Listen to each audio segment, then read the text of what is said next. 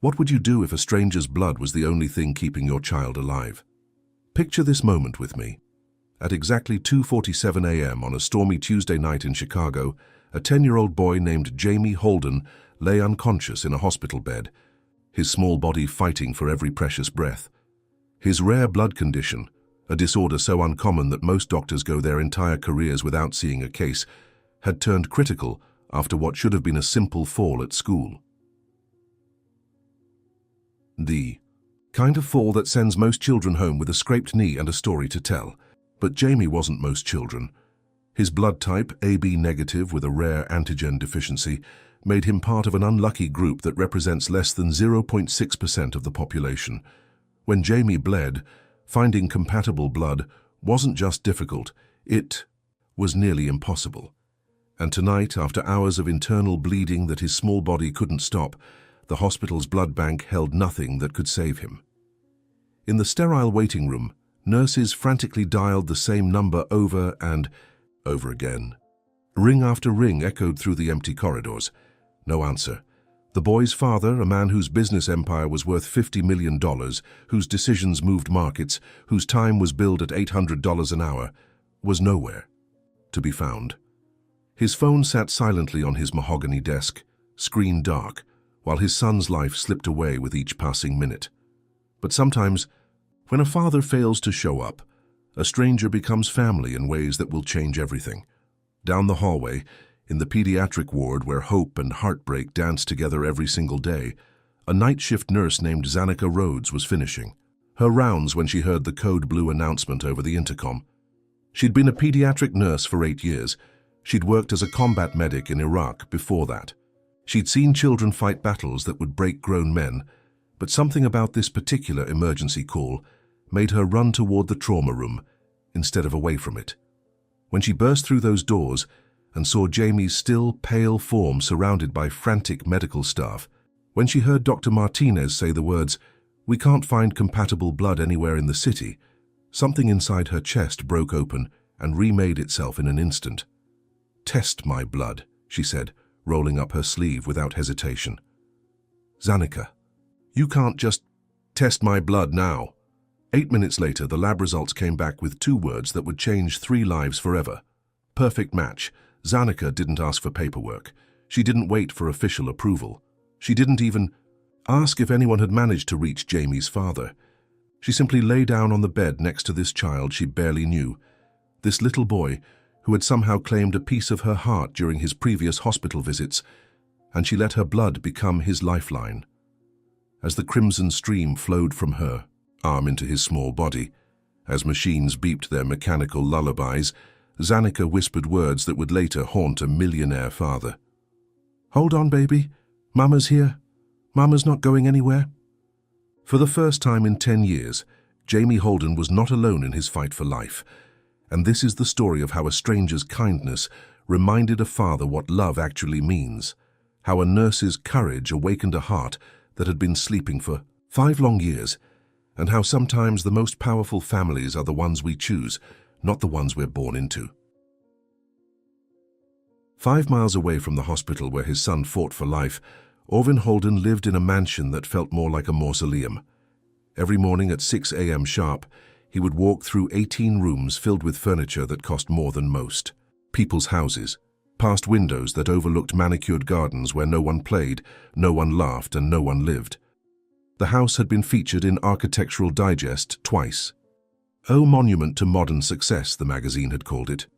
What they hadn't mentioned was how the marble floors echoed with loneliness, how the crystal chandeliers illuminated nothing but emptiness, how the gourmet kitchen sat unused because Orvin ate most of his meals at business dinners or grabbed takeout on the way home from yet another late night at the office.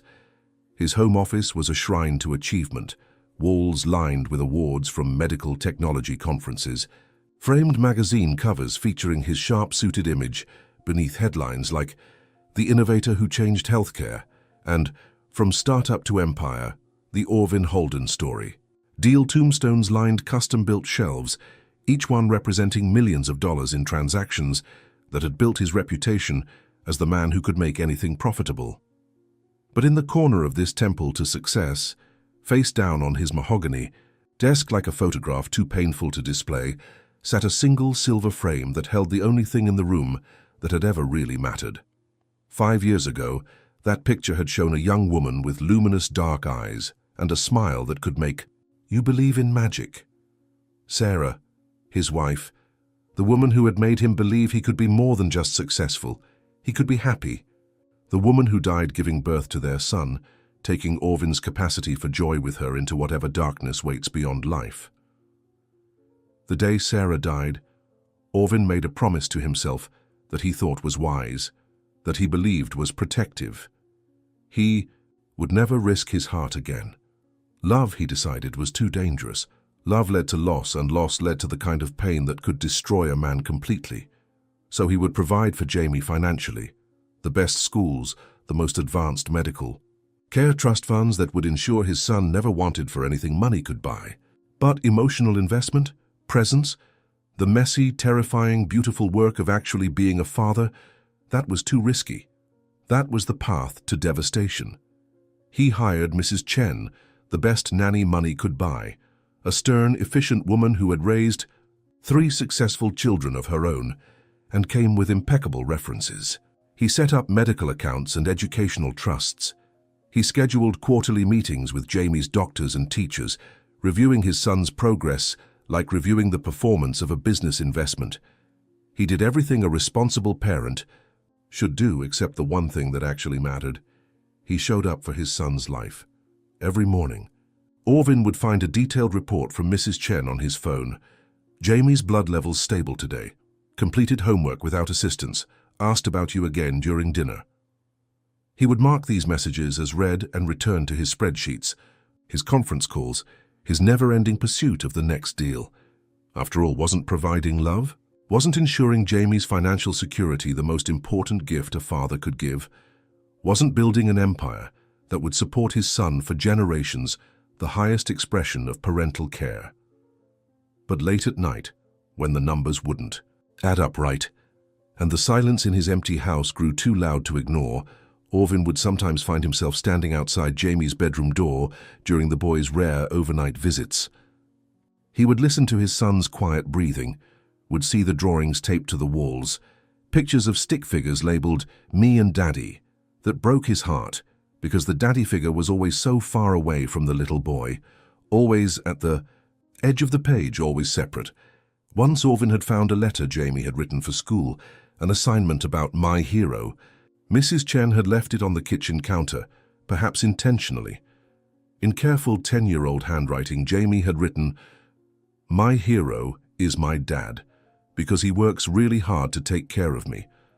I don't see him very much because he has important meetings, but Mrs. Chen says he loves me even when he's not here. I hope someday I can go to work with him and see what makes him so busy. I think it must be really important." Orvin had read that letter 17 times before folding it carefully and placing it in his desk drawer, where it remained like a splinter in his conscience. Jamie had learned to stop asking when Daddy was coming home. He'd learned to accept. That love in the Holden household was expressed through tuition payments and medical insurance, through quarterly check-ins and efficiently managed trust funds. He'd learned that fathers were busy people who loved from a distance, who showed care through provision rather than presence, and Orvin told himself this was enough. This was safe. This was the responsible way to love someone without risking the kind of destruction that loss could bring. But deep in the hollow space where his heart used to be, Orvin knew the truth he couldn't face. He wasn't protecting Jamie from loss. He was protecting himself from love. And in doing so, he was guaranteeing that his son would experience the very abandonment Orvin thought he was preventing. 3 miles away from Orvin's pristine prison, in the pediatric ward of St. Mary's Hospital, where miracles and heartbreak shared the same hallways, Zanika Rhodes was finishing another double shift. At 35, she carried herself with the quiet confidence of someone who had seen the worst humanity could offer and chosen to respond with the best of herself. Her hands told stories she rarely shared. The scar running from her left thumb to her wrist came from the day she'd shielded a 7-year-old Iraqi girl from flying shrapnel, using her own body as a human shield while the world exploded around them. The burn mark on her right forearm, was from pulling a wounded soldier from a burning vehicle, choosing to save him instead of protecting herself. These weren't the soft hands of someone who had lived an easy life. These were the hands of a warrior who had chosen healing over hurting, who had decided that if the world was going to be cruel, she would be its answer in the form of relentless kindness. As a combat medic with the 47th Medical Battalion, Zanika had learned that sometimes the difference between life and death wasn't medicine or equipment. It was someone refusing to let go, someone willing to hold on when everyone else had given up. She'd held dying soldiers in her arms and whispered them home. She'd delivered babies in bunkers while mortars fell outside. She'd learned that love wasn't just an emotion, it was an action, a choice you made every single day to show up for another human being. The blast that had injured her, that had stolen her chance to have children of her own, had also given her something unexpected, an unlimited capacity to mother everyone else's children. When the military doctors told her that her injuries meant she would never conceive, never carry a child in her body, Zanika had grieved deeply. But then she had made a decision that defined the rest of her life. If she couldn't be a biological mother, she would be a chosen mother to every child who needed one. "We don't just heal bodies here," she often told younger nurses during their orientation. "We heal the children who are crying out for someone to hold them tight, someone to tell them they matter, someone to be present in their pain." Medicine saves lives, but love saves souls. St. Mary's pediatric ward had become her mission field. For 8 years, she had been the nurse who stayed late when parents couldn't come, who read bedtime stories to children whose families lived too far away to visit daily, who held small hands during scary procedures and sang lullabies during long, frightening nights. Zanika had been working at St. Mary's for 2 years when she first met Jamie Holden. He was 8 then, brought in by an efficient nanny for one of his routine blood transfusions. Most children his age arrived crying, clinging to parents, demanding comfort and attention. But Jamie walked into the pediatric ward like a little businessman, polite and self-contained, carrying a small backpack with homework and a single worn teddy bear he tried to hide from the other children. "Hello, sweetheart," Zanika had said, kneeling down to his eye level. "I'm Nurse Zanika. I'm going to take really good care of you today." Jamie had looked at her with old eyes in a young face and said, "Thank you, ma'am.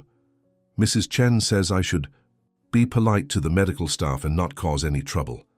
Something in Zanika's chest had cracked wide open at those words. This little boy, facing a medical procedure that would frighten most adults, was worried about being polite. He was 8 years old and already carrying the weight of being good instead of being allowed to simply be a child. "Jamie," she had said gently, "you know what? It's okay to be scared here. It's okay to ask for what you need. And it's definitely okay to cause a little trouble if it makes you feel better." For the first time, Jamie's careful composure had slipped. "Really, I can be scared? Absolutely. Being brave doesn't mean you're not scared. It means you're scared and you do it anyway, but you don't have to do it alone." Over the months that followed, whenever Jamie came in for treatment, Zanika made sure she was assigned to his care. She learned that he loved stories about brave knights and talking animals, that he was teaching himself to play chess from a library book, that he drew pictures constantly, but never showed them to anyone because they're not very good. She learned that he always arrived by taxi with Mrs. Chen, that he never asked for his father, that he had developed an elaborate fantasy about what his daddy's work must be like to keep him so busy. In Jamie's imagination, his father was probably saving the world, probably doing things so important that a little boy's medical appointments couldn't possibly compare. "Miss Zanika," Jamie had asked one day during a particularly difficult blood draw, "do you think my daddy knows I'm brave? When I get shots and don't cry?" The question had pierced straight through to Zanika's soul. "Oh, baby," she had said, holding his small hand as the needle went in. "I think your daddy would be so proud of how brave you are. Sometimes grown-ups get confused about what's important, but that doesn't mean they don't love you. Mrs. Chen says he loves me a lot, but he shows it by working hard to take care of me." "That's one way to love someone," Zanika had agreed carefully. "But there are lots of ways to show love.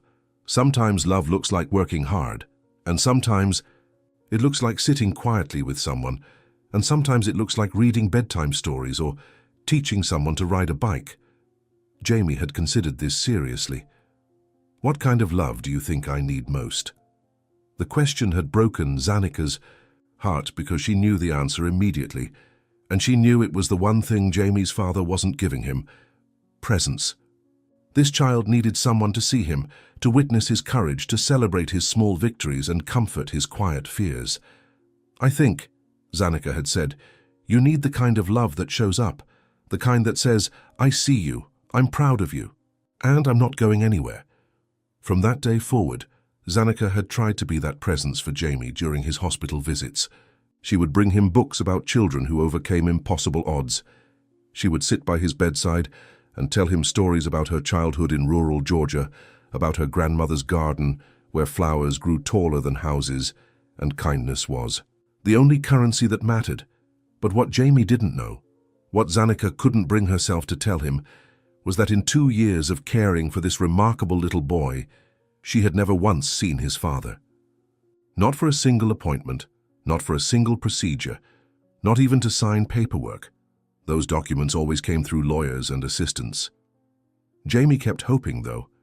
Every time he was admitted, he would look toward the door with expectant eyes, waiting for a man who never came. And Zanika kept believing that somehow, someday, that father would wake up and realize what he was missing. Because sometimes faith is all we have to build love upon. And sometimes it takes a crisis to remind us what really matters. It happened on a Tuesday that started like any other Tuesday in Jamie's carefully managed life. The October morning was crisp and bright, the kind of day that makes you believe good things are possible. Jamie was at Riverside Elementary, sitting in Mrs. Patterson's 4th grade classroom, trying to concentrate on long division problems, when the familiar dizziness began. He'd learned to recognize the signs over the years, the way colors seemed to fade at the edges, the way his heart started racing like he'd been running, the way the world got fuzzy and far away. Usually these episodes were manageable. Usually he could sit quietly until they passed, maybe ask for a drink of water, maybe put his head down on his desk for a few minutes. But this time was different. Jamie raised his hand politely, just like Mrs. Chen had taught him. Mrs. Patterson? I don't feel very well. Mrs. Patterson, a veteran teacher who had learned to recognize the signs of Jamie's condition, took one look at his pale face and immediately called the school nurse. But on the way to the nurse's office, walking slowly down the hallway lined with colorful bulletin boards and children's artwork, Jamie's knees buckled. He didn't fall hard. It was more like his body simply decided to stop working, like someone had unplugged him from whatever energy source had been keeping him upright. He sat down heavily on the polished linoleum floor, his backpack spilling open beside him, homework and colored pencils scattering across the hallway. Jamie, Mrs. Patterson, knelt beside him, her voice calm but urgent. Can you hear me, sweetheart? Jamie could hear her, but it sounded like she was speaking from underwater. He tried to answer, tried to tell her he was okay, that this happened sometimes, that she shouldn't worry. But when he opened his mouth, no words came out. The school. Nurse arrived within minutes, took one look at Jamie's condition and immediately called 911. She knew his medical history, knew that what looked like a simple fainting spell could be something much more serious for a child with his rare blood disorder. The ambulance arrived within 6 minutes, its red and blue lights painting the school parking lot in emergency colors. The paramedics knew Jamie's case. They'd transported him before. Sarah Miller and Tom Rodriguez had been on calls to Riverside Elementary 3 times in the past 2 years, and they'd learned to take Jamie's episodes very seriously. Hey there, buddy, Sarah said gently as they loaded Jamie onto the gurney. Remember us? We're going to take you to see your friend Miss Zanika at the hospital. Jamie managed a weak smile. Miss Zanika. At least someone would be there who cared about him. During the 8-minute ride to St. Mary's Hospital, Jamie's blood pressure continued to drop. His pulse was thready and irregular. The portable monitors showed what Sarah and Tom both feared. This wasn't a simple episode. Something was seriously wrong. St. Mary's emergency. This is Ambulance 47, Tom radioed ahead. We have a 10-year-old, male, known case of rare blood disorder. presenting with severe hypertension and altered consciousness, ETA 3 minutes. By the time they reached the hospital, Jamie was barely conscious. The emergency room team was waiting. Dr. Martinez, 2 nurses, and a technician from the blood bank who had been called in specifically for Jamie's case. Dr. Martinez took one look at the portable monitor readings and felt his stomach clench. "Get him to Trauma Bay 2. I want a full blood panel stat and call the blood bank immediately. Find out what we have in AB negative." The blood work came back 20 minutes later, with results that made everyone in the emergency room go very quiet. Jamie's hemoglobin levels had dropped to dangerously low levels. His platelet count was barely registering. Most alarming of all, he was showing signs of internal bleeding that his body couldn't control. "What's the blood bank status?" Dr. Martinez asked the technician. The answer came back like a death sentence. "Sir, we used our last 2 units of AB negative yesterday in surgery. The blood center doesn't have any in stock. The next delivery isn't scheduled until tomorrow morning." Tomorrow. Morning might as well have been next year. Dr. Martinez looked at his team with the expression of a man who had spent 15 years in emergency medicine and knew when they were facing the impossible. "Start calling every hospital in the city," he ordered. "Chicago General, Northwestern, Rush University, find me AB negative blood in the next hour, or we're going to lose this child." While the frantic search began, nurses called the emergency contact numbers in Jamie's file. First Mrs. Chen, who answered immediately and said she would come right away. Then Orvin's office number, his cell phone, his home line, his business partner's number. Ring after ring after ring. No answer. 15 calls over 2 hours. Voicemails. Left with secretaries and assistants. Urgent messages that got lost in the machinery of a busy executive's life. The millionaire father was unreachable while his son fought for life. But down the hallway, Zanika Rhodes was checking on her other. Patience when she heard the commotion in the emergency room. Something in her gut told her to investigate, and when she saw Jamie's still form on the trauma bay bed, her world stopped spinning. "What's his status?" she demanded, pushing through the crowd of medical staff. "Severe blood loss from internal bleeding," Dr. Martinez explained quickly.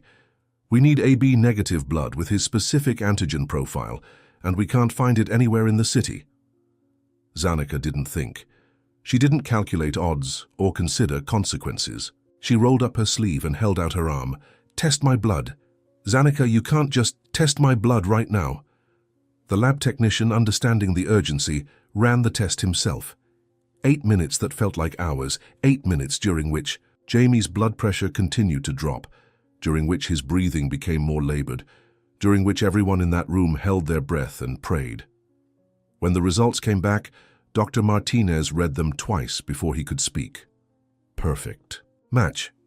Zanika didn't wait for paperwork or protocols. She didn't ask about liability or hospital policy. She simply lay down on the bed next to this child who had somehow claimed her heart during 2 years of monthly visits, and she let the technicians connect her bloodstream to his. As her blood, rich with oxygen, thick with life, warm with love, flowed into Jamie's small body, Zanika took his hand and whispered the words that would change everything. "It's okay, baby. Mama's here. Mama's not going anywhere." For the first time in his 10 years of life, Jamie Holden was not facing a medical crisis alone. For the first time, someone was literally giving him their life force, sharing their strength, proving that love isn't just words. Sometimes it's blood and breath, and the willingness to give everything you have to save someone else. The monitors began to stabilize. Color returned to Jamie's cheeks. His breathing deepened and steadied, and somewhere across the city, Orvin Holden's phone continued to ring unanswered, while a stranger became the parent he had never learned to be. The storm outside was nothing, compared to the storm that was about to hit Orvin Holden's carefully controlled world. Because at exactly 3:47 a.m., after 6 hours of fighting for his son's life, Dr. Martinez was going to make one final call to the number that had been going straight to voicemail all night. And this time, something would be different. This time, a father was about to learn what it feels like to almost lose everything because he was too afraid to love anything. Sometimes it takes the possibility of ultimate loss to teach us what we should have treasured all along. Orvin's awakening was coming, and it would shatter every wall he'd built around his heart, forcing him to choose between the safety of emotional distance and the terrifying, beautiful risk of actually being a father. The phone rang 17 times before Orvin finally answered.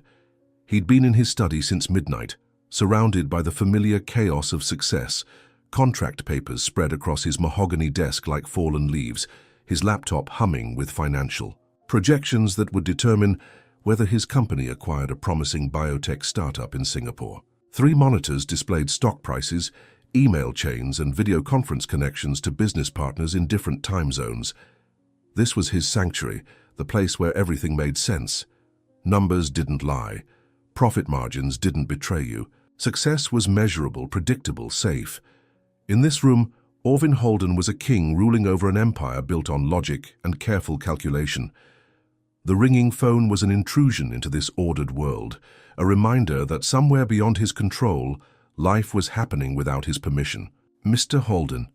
The voice on the other end was exhausted, urgent, tinged with something that made Orvin's blood run cold. This is Dr. Martinez from St. Mary's Hospital. Your son Jamie is in critical condition. Critical condition. The words hung in the air like a death sentence, echoing off the walls of his study, bouncing between the awards and accolades that suddenly seemed meaningless. What happened? Orvin's voice was steady. 20 years of business negotiations had taught him to never show weakness, never reveal fear, but his hands had started shaking so violently he had to grip the edge of his desk. Sir, we've been trying to reach you for over 6 hours. Jamie had a severe bleeding episode at school. His condition deteriorated rapidly, and he went into shock from blood loss. We've managed to stabilize him temporarily, but Mr. Holden. Dr. Martinez paused, and in that pause, Orvin heard the weight of words the doctor was struggling to say. We need you to come in immediately. There are decisions that need to be made, and frankly, your son needs his father right now. 6 hours. The number hit Orvin like a physical blow. His child, his only child, the last living connection to Sarah, had been fighting for his life for 6 hours, while Orvin calculated profit margins and negotiated licensing agreements. I'll be right there, he whispered, his voice cracking for the first time in 5 years. But as he hung up the phone, Orvin didn't move immediately. Instead, he sat frozen in his leather chair, staring at the face-down photograph on his desk. The one picture in his entire house that he couldn't bear to look at. His hands trembled as he reached for it, and for the first time since Sarah's funeral, he turned the silver frame over.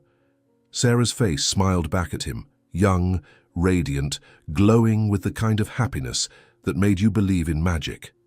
In the key photo, she was holding their newborn son, Jamie's tiny fist wrapped around her finger with the desperate grip that all babies have, as if they know instinctively how precious and fragile love can be. But it was Sarah's eyes that destroyed him. They were bright with joy, sparkling with tears of happiness, filled with dreams about the family they were going to build together. She'd been making plans that day, about Jamie's first Christmas, about teaching him to walk in the garden, about all the bedtime stories they would read, and all the scraped knees they would kiss better. What have I done? Orvin whispered to the empty room, his voice breaking completely. Sarah, what have I done to our son? In the photograph, Sarah was everything he should have been to Jamie, present, devoted, radiating unconditional love. And Orvin realized with crushing clarity that he had spent 5 years running from the very love that Sarah had died believing in. The drive to the hospital was the longest 23 minutes of Orvin's life. Every red light felt like an eternity of judgment. Every turn brought a new wave of self-recrimination crashing over him. As his Mercedes navigated the empty streets of Chicago at 4 a.m., Orvin found himself remembering moments he'd tried to forget. Jamie's first steps, which he'd missed because of a board meeting in New York. The Christmas morning when Jamie had waited until noon for Daddy to come downstairs, only to find that Daddy had already left for the office. The school play where Jamie had searched the audience with hopeful eyes, looking for a father who wasn't there. How many birthdays had he missed? How many bedtime stories had gone unread? How many times had his son needed comfort, needed guidance, needed simply to know that his father loved him? Orvin realized he didn't even know Jamie's favorite color. He didn't know what his son wanted to be when he grew up. He didn't know if Jamie was afraid of the dark, or what made him laugh, or whether he still slept with that teddy bear he'd had as a baby. He was a stranger, rushing to save a stranger who happened to share his DNA and his last name. When Orvin finally burst through the automatic doors of St. Mary's Hospital, Dr. Martinez was waiting for him, with an expression that mixed professional concern with something else, something that looked uncomfortably like judgment.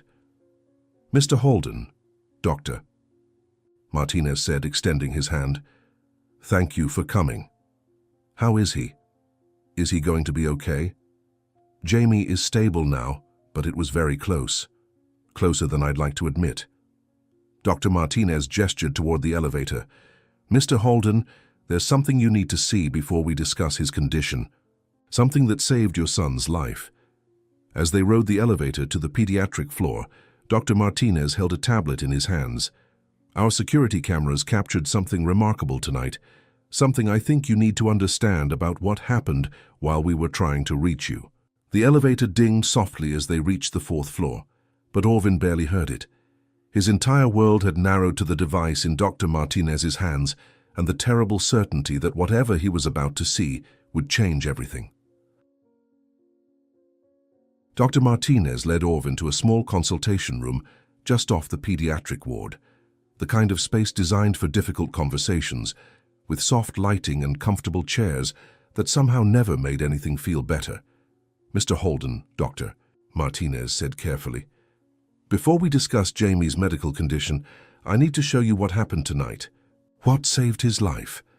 He handed Orvin the tablet, and what Orvin saw next would replay in his mind every day for the rest of his life, becoming the moment when everything he thought he knew about love and sacrifice was rewritten completely. The timestamp on the security footage read 3:15 a.m. The image was in grainy black and white, but even through the poor quality, Orvin could see everything with devastating clarity. There was Jamie, unconscious on a hospital bed, looking impossibly small and fragile under the harsh medical lighting. Machines surrounded him, their screens showing the vital signs that measured whether his son lived or died. But what made Orvin's breath catch in his throat was the woman lying on the bed next to Jamie. A stranger. A woman he'd never seen before, connected to his son through tubes that carried her blood directly into Jamie's body. She was giving him her life force, literally sharing her strength to keep him alive. But that wasn't what shattered Orvin's heart into a million pieces. It was the way she held Jamie's hand with infinite tenderness, the way she smoothed his hair back from his forehead with the gentle touch of someone who had done this 1,000 times before, the way she whispered to him even though he was unconscious, as if her voice alone could anchor him to life. "Who is this woman?" Orvin whispered, his voice hoarse with emotion.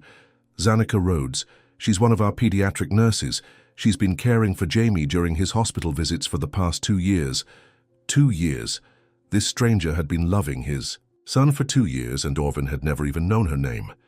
"Keep watching," Dr. Martinez said gently. On the screen, Jamie's eyes fluttered open, confusion and fear clouding his small face. He looked around the room with the desperate panic of a child waking up in an unfamiliar place, surrounded by machines and medical equipment that would terrify anyone, let alone a 10-year-old boy. His lips moved, forming a single word that drove a knife straight through Orvin's chest. "Daddy?" But Daddy wasn't there. Daddy was never there. Daddy was across town, calculating profit margins while his son fought for his life. That's when Zanika leaned close to Jamie's ear. Through the security camera's audio, Orvin could barely make out her words, but the gentleness in her voice was unmistakable. "It's okay, baby. You're safe. I'm here with you." Jamie looked up at this woman who was literally giving him her blood, and his frightened expression began to soften. "Miss Zanika, you're here?" "I'm here, sweetheart. I'm not going anywhere. Are you giving me your blood to make me better?" "I am. Because that's what we do for people we love. We share what we have." Then Jamie did something that destroyed every wall Orvin had built around his heart over the past 5 years. The 10-year-old boy, weak and confused but somehow comforted by this woman's presence, whispered a single word that contained all the love and longing he'd been carrying for his entire life. "Mama?" Zanika didn't correct him. She didn't say, "I'm not your mother, or your father will be here soon." Instead, she kissed Jamie's forehead with infinite tenderness and said, "I'm here, baby. Mama's here, and you're going to be just fine." And Jamie, this brave little boy who had spent 10 years waiting for his father to love him, who had learned to be polite and uncomplaining and never to ask for too much, finally fell asleep peacefully in the arms of a stranger who had shown him what unconditional love actually looked like. Orvin watched the video 4 times before he could speak. Each viewing revealed new details that broke his heart further: the way Zanika adjusted Jamie's blanket, the way she never let go of his hand, the way she hummed softly to him as he drifted back to sleep. When he finally looked up at Dr. Martinez, tears were streaming down his face, the first tears he'd allowed himself since Sarah's funeral. She called herself his mother, Orvin whispered. "Mr. Holden," Dr. Martinez said carefully, "Zanika Rhodes saved your son's life tonight. Not just medically, but emotionally. She gave him something he needed even more than blood. She gave him the feeling of being loved unconditionally." "But I do love him," Orvin said desperately. "I've always loved him. I provide for him. I make sure he has everything he needs." "Do you?" Dr. Martinez interrupted, his voice gentle but firm. "Mr. Holden, in 2 years of caring for Jamie, Zanika has never seen you visit. Not once. She's held your son's hand through every procedure, read to him during every admission, comforted him through every fear. She knows his favorite stories, his biggest worries, his dreams about what he wants to be when he grows up." The accusations hit Orvin like physical blows. "I was protecting him, I was providing for him. You thought that loving him from a distance would hurt less if you lost him," Dr. Martinez finished. "But Mr. Holden, you've already lost him. The only difference is that he's still alive, still hoping that someday his father will come home." Orvin stared at the frozen image on the tablet screen, his son sleeping peacefully in the arms of a woman who had given everything to save him, while his own father had been unreachable, unavailable, absent. "Where is she now?" he asked quietly. "Resting. In the staff lounge. Donating that much blood takes a significant toll on the body. And Jamie? Stable. Sleeping. But Mr. Holden..." Dr. Martinez paused. "When he wakes up, he's going to look for 2 people. One is Zanika, who proved tonight that love is an action, not just a feeling. The other is you. The question is, which version of you is he going to find?" Orvin stood, on unsteady legs, his entire world rewritten by 12 minutes of security footage. "I need to see my son. And then, I need to thank her. But I don't know how." "How do you thank someone for being the parent you should have been?" "You start," Dr. Martinez said, "by learning to be the parent you still can be." Jamie's room was a sanctuary of soft beeping monitors and gentle lighting, designed to comfort sick children and their families. But as Orvin stood in the doorway, he realized this was the first time he'd ever entered a space that was truly about his son's life, rather than his own convenience. The room told stories Orvin had never bothered to learn. Get-well cards from classmates covered one wall, dozens of them, suggesting that Jamie was well-liked at school, that other children cared about him. There were drawings too, clearly made by young hands, showing stick figures labeled "Get Better Jamie" and "We Miss You."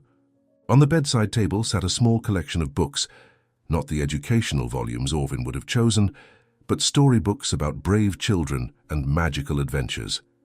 Next to them was a small, worn teddy bear that Orvin vaguely remembered buying for Jamie's first birthday, back when Sarah was still alive and the future had seemed bright with possibility. But it was Jamie himself who took Orvin's breath away. When had his son grown so much? Jamie's face had lost its baby roundness, becoming more angular, more defined. His dark hair, Sarah's hair, fell across his forehead in waves that caught the light.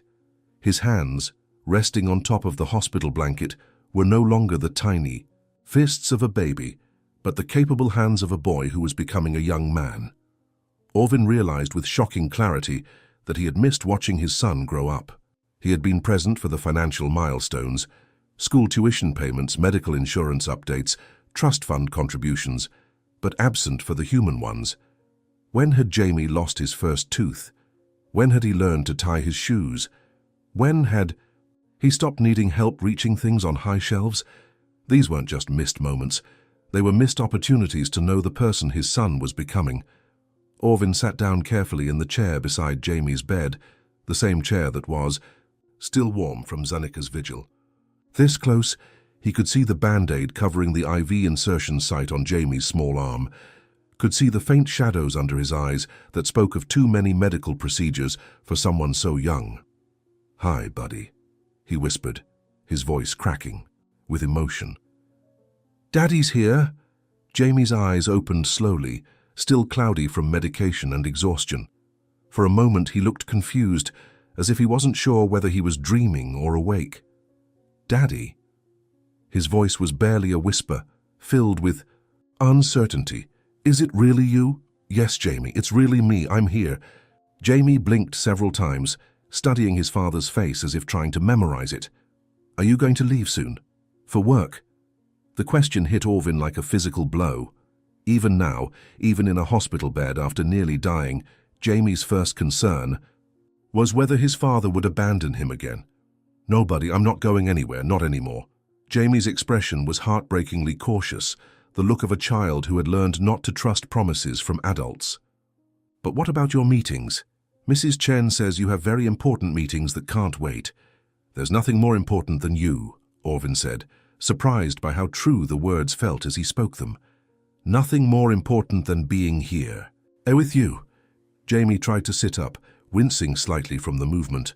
Orvin immediately reached out to help him, and the moment his hands touched his son's shoulders, he felt a connection he'd forgotten existed, not the handshake of a business deal or the polite embrace of social obligation, but the desperate need of a child for his father's touch. "Daddy," Jamie said quietly, "Miss Zanika said something to me before. She said that sometimes love gets scared and hides, but it's always there, waiting to come out. Is that true?" Orvin looked into his son's eyes, Sarah's eyes, and saw not just the question, but the hope behind it. Jamie wasn't asking for an explanation of love in general. He was asking whether his father's love had been hiding, whether it might finally be ready to come out of its long hibernation. "Yes, Jamie," Orvin said, his voice thick with emotion. "That's absolutely true. Daddy's love got very scared after Mommy died, and it hid for a long time. But it was always there, and it's not hiding anymore." "Were you scared that I might die like Mommy did?" The directness of the question took Orvin's breath away. When had his son become wise enough to understand such complex emotions? "Yes," Orvin admitted. "I was terrified. I thought that if I didn't love you too much, it wouldn't hurt so bad if something happened to you. But it would hurt anyway, wouldn't it?" Jamie said with the simple wisdom of childhood. "Because you love me no matter what. You just forgot how to show it." Orvin felt his composure crumble completely. "How did you get so smart?" "Miss Zanika teaches me things," Jamie said. "She says that being brave doesn't mean you're not scared. It means you love someone so much that you're willing to be scared for them." She's right. And Jamie, I want to be brave for you. I want to love you the way you deserve to be loved. Jamie reached out his small hand, and when Orvin took it, he felt something he'd forgotten existed, the simple, profound connection between a father and son.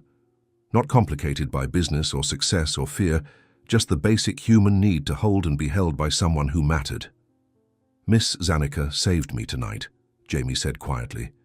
"She gave me her blood because mine wasn't working right. I saw the video. She said it was like sharing her strength with me. And when I was scared, she told me she was there and I felt better. She's a very special lady." Jamie's eyes grew serious. "Daddy, I have to tell you something, but promise you won't be mad." "I promise. Sometimes, when I'm here at the hospital, I pretend Miss Zanika is my mom. Not because I don't love my real mom. Mrs. Chen shows me pictures and tells me stories about her. But Miss Zanika is here and she takes care of me, and she makes me feel like I matter to someone." The confession broke something open in Orvin's chest. His son had been so starved for parental love that he'd had to create a fantasy family with a woman who was essentially a stranger. "Jamie," Orvin said carefully, You do matter to someone. You matter to me more than anything in the whole world. I just forgot how to show you that. Will you try to remember? Every day, I promise." Jamie smiled then, not the polite, careful smile he'd learned to give adults, but a real smile that lit up his entire face. "Daddy? Will you stay until I fall asleep? Miss Zanika always stays, but I never asked you because I thought you were too busy." "I'll stay as long as you want me to stay. Can you tell me a story about when you and Mommy were young?" And so, for the first time in his son's life, Orvin Holden told a bedtime story. He talked about meeting Sarah in college, about how she could make anyone laugh, about how excited she was when she found out she was going to have a baby. He talked about the plans they'd made, the dreams they'd shared, the love they'd felt for their unborn son. As he spoke, Orvin watched Jamie's eyes grow heavy with sleep, but also bright with connection. This was what he'd been missing, not just the big moments, but the quiet intimacy of a father and son sharing stories in the dark. When Jamie finally drifted off to sleep, still holding his father's hand, Orvin made a promise, not to himself this time, but to the sleeping boy who had waited 10 years for his father to come home. He was going to learn how to be a father. He was going to learn how to love without fear, and he was going to make sure that the woman who had shown his son what unconditional love looked like knew how grateful he was. But as he sat in the darkened room, listening to his son's steady breathing, Orvin realized that gratitude might not be enough. Zanika Rhodes had given Jamie something more precious than blood. She had given him the experience of being truly loved, and Orvin was beginning to understand that he wanted that for his son every day, not just during medical crises. The question was, how do you ask someone to help you rebuild a family you never knew how to build in the first place? Orvin found Zanika Rhodes in the staff lounge at 6:30 a.m., slumped in an uncomfortable plastic chair, with a cup of coffee growing cold in her hands. She looked smaller than she had in the security footage, more human somehow. The superhero who had saved his son was actually a woman with tired eyes, blood-stained scrubs, and the kind of exhaustion that comes from giving everything you have to save someone else. The lounge was a stark, institutional space, fluorescent lighting, beige walls, and the lingering smell of microwaved food and disinfectant. It was the kind of room designed for function rather than comfort, where overworked medical staff grabbed a few minutes of rest between life and death decisions. Zanika looked up when he entered, and Orvin saw something in her expression that surprised him. Not awe at meeting a millionaire, not calculation about what she might gain from this encounter, but simple, bone-deep exhaustion mixed with the kind of concern that only comes from genuinely caring about someone. "You must be Jamie's father," she said quietly, her voice hoarse from the long night. "I'm Zanika. I know who you are," Orvin said, his voice barely steady. "You saved my son's life." Zanika studied him for a long moment, taking in his expensive suit that was now rumpled from hours in a hospital chair, his red-rimmed eyes, the way his hands shook slightly as he spoke. "I did what anyone would do," she said simply. "No," Orvin said firmly, stepping into the room and closing the door behind him. "You did what I should have done. You were there. You held him. You loved him when his own father was too much of a coward to show up." "Mr. Holden," "Please," he interrupted. "Let me say this. I watched the security footage. I saw everything. The way you held his hand, the way you comforted him, the way you—" His voice broke. "The way you let him call you Mama." Zanika's expression softened slightly. He was scared and confused. Sometimes children in medical crisis need to feel connected to someone who cares about them, but you do care about him, don't you? This isn't just professional compassion. You actually love my son. Zanika was quiet for a long moment, clearly, weighing her words carefully. "Jamie is a special boy. He's brave and kind and remarkably resilient. In the 2 years I've been caring for him, I've watched him face medical procedures that would terrify adults, and he does it with a grace that amazes me." 2 years, Orvin repeated. "You've been loving my son for 2 years, and I never even knew your name." "I wasn't loving him for you to notice," Zanika said. and there was a gentle reproach in her voice. I was loving him because he needed to be loved. Orvin sank into a chair across from her, feeling the weight of every choice he'd made over the past 5 years. I don't deserve him. You're right, Zanika said, and her honesty was like a slap. You don't deserve him. None of us deserve the love we're given, but Jamie loves you anyway. Despite everything, despite the absence, despite the missed opportunities, he loves you. The question is, what are you going to do with that love? I don't know how to be a father, Orvin admitted, the words coming out in a rush. I thought providing for him was enough. I thought keeping my distance was protecting him from losing me the way he lost his mother. Protecting him from what? Exactly. From the pain of losing someone he loved. From going through what I went through when Sarah died. Zanika leaned forward, her exhaustion momentarily forgotten. Mr. Holden, Jamie has already lost you. The only difference is that you're still alive. You could still choose to come back. The truth of her words hit him like lightning. All these years he'd been protecting Jamie from loss by ensuring that loss was the only thing Jamie experienced. I want to change, Orvin said desperately. I want to learn how to be his father. I want to make up for lost time, but I don't know where. To start by showing up, Zanika said simply. Not just when he's sick, not just when it's convenient. Show up for the ordinary moments, homework time, dinner, bedtime stories. Those are the moments that matter most. Will you help me? The words came out before Orvin could stop them. I'll pay you whatever you want. I'll hire you as his private nurse. I'll double your salary. Zanika held up her hand, stopping him mid-sentence. Mr. Holden, you can't buy love. You can't hire someone to teach you how to be a father. That's something you have to learn by doing. But you're good with him. He trusts you. He loves you. You understand him in ways I don't. And he loves you. Too, Zanika said firmly. He just needs to know that you love him back. He needs to see it, feel it, experience it every day.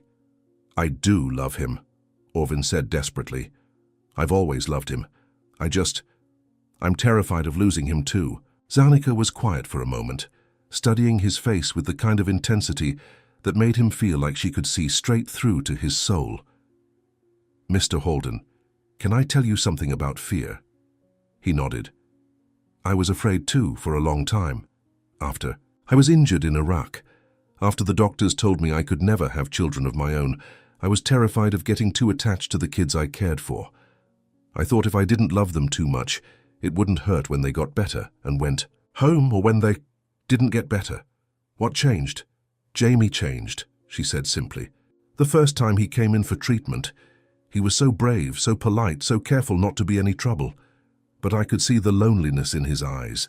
He was 8 years old and already carrying the weight of trying to be perfect, trying to be worthy of love instead of just receiving it freely. And I realized that fear was stealing something precious from both of us. He needed love and I needed to give it. So I made a choice. I chose love over fear. And you know what I discovered? What? The love was worth the risk. Every single time. Orvin felt tears threatening again. But what if something happens to him? What if his condition gets worse? What if I lose him like I lost Sarah? Then you'll grieve, Zanika said gently. And it will be terrible. But you'll grieve knowing that you loved him completely while you had the chance. Right now you're grieving anyway. You're grieving the relationship you don't have, the connection you're afraid to make. At least if you choose love, the grief. We'll be honest. They sat in silence for a moment, the weight of her words settling between them. Zanika, Orvin said finally, will you teach me? Not as an employee, not for money, but as someone who cares about Jamie. Will you help me learn how to be the father he deserves? Zanika studied him carefully. Mr. Holden, what are you really asking me? I'm asking you to be part of his life, part of our life. Jamie needs consistency, and he clearly loves and trusts. I know I have no right to ask this, but I think maybe we could be good for each other. Jamie needs a mother figure, and you love him like he's your own son. Maybe we could figure out how to be a family together. The words hung in the air between them, revolutionary and terrifying. Mr. Holden, Zanika said slowly, Are you asking me to help you raise your son? I'm asking you to consider it. I know, it's unconventional. I know I'm a stranger who's failed at the most basic part of parenting. But tonight, watching that video, seeing how you love him, I realize that Jamie needs both of us. He needs me to learn how to be his father. And he needs you to continue being the person who makes him feel safe and loved. Zatika was quiet for a long time, and Orvin could see her weighing the implications of what he was suggesting. This isn't about money, she said finally. I know. And it's not about hiring a nanny or a nurse. I know. If I say yes, it's because I believe Jamie deserves to have two people in his life who love him unconditionally. That's all I want too. Zanika looked at him for a long moment, and Orvin had the feeling he was being evaluated not as a CEO or a millionaire, but as a man, as a potential father, as someone who might be worthy of the trust she was considering placing in him. I'll think about it, she said finally. But Mr. Holden, if we do this, you need to understand something. Jamie comes first, always. His happiness, his health, his emotional well-being. That's the only thing that matters. Can you promise me that? Yes, Orvin said without hesitation. I promise. Then let's see if you can keep that promise, Zanika said, standing up slowly. Jamie will be waking up soon, and he'll want breakfast. Hospital food isn't very good. Maybe his father could bring him something special. Orvin smiled, feeling something like hope beginning to bloom in his chest. What does he like? Chocolate chip pancakes, Zanika said, from the diner on Maple Street. He told me once that they were his favorite, but he only got them on special occasions. Every day should be a special occasion, Orvin said, and for the first time in 5 years, he meant it. 3 weeks later, Orvin's carefully controlled world began to collapse in ways he'd never anticipated. Those 3 weeks had been a revelation. For the first time in Jamie's life, Orvin had been present, really present. He'd picked Jamie up from school every day, helped with homework at the kitchen table, read bedtime stories in voices that made his son giggle with delight. He'd learned that Jamie loved dinosaurs and was afraid of thunderstorms, that he wanted to be a doctor when he grew up like Miss Zanika, and that he made up elaborate stories about the pictures he drew.